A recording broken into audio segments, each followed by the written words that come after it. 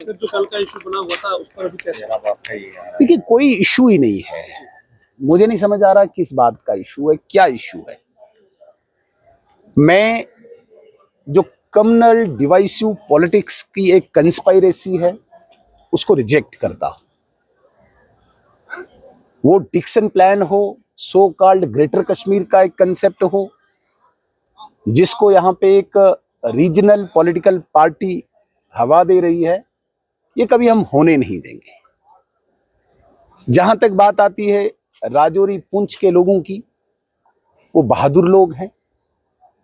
और जिस प्रकार से कल जावेद राणा साहब ने बोला कि पंचाल देव के ये लोग हैं, मैं उनका स्वागत करता हूं। पंचाल देव क्षेत्र के जो लोग हैं, जो एरिया शोपियां अनंतनाग तक आता है, ये सिर्फ राजौरी पुंछ तक नहीं आता है, ये बहादुर है। इसमें सचमुच किसी को कोई संदेह नहीं है।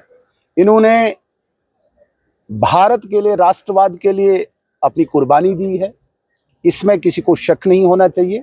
मैं तो कहता हूं कि सेकंड लाइन ऑफ डिफेंस ये लोग हैं, इनकी कुर्बानी को हम सैल्यूट करते हैं।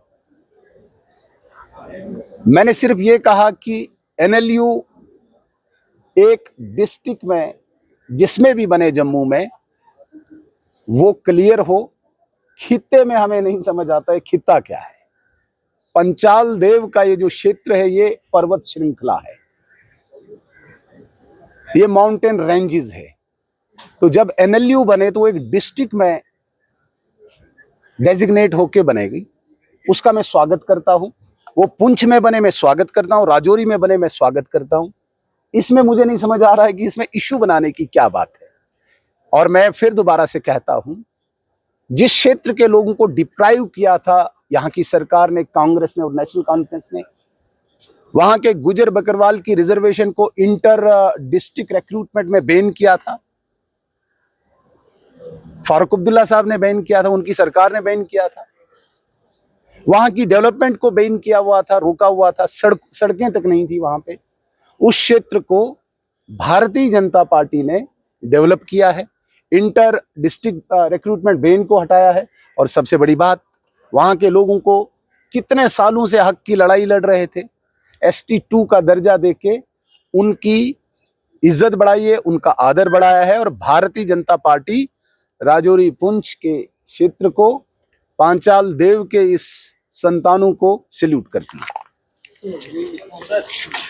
ये थे एलओपी सुनील शर्मा जी, जिन्होंने साफ शब्द पर कहा कि जो राजौरी पुंछ का इलाका है, जिसे हम पीर पंचाल कहते हैं, वो उसकी रिस्पेक्ट करते हैं। और कहीं ना कहीं जिस तरह से मांग उठ रही थी कि एलओपी को माफ़ी मांगनी चाहिए कि उन्होंने डिसरिस्पेक्ट की है, उन्होंने साफ तौर पर कहा कि उन्होंने बात जो है नेशनल लॉ यूनिवर्सिटी के पॉइंट ऑफ व्यू से की थी। और नेशनल लॉ यूनिवर्सिटी जो है जम्मू डिवीजन के किसी भी डिस्ट्रिक्ट में बने, उन्हें कोई भी ऑब्जेक्शन नहीं है। फिलहाल नितिन कनोत्रा और मुझे यानी कि रितेश गुप्ता को दीजिए इजाजत। नमस्कार।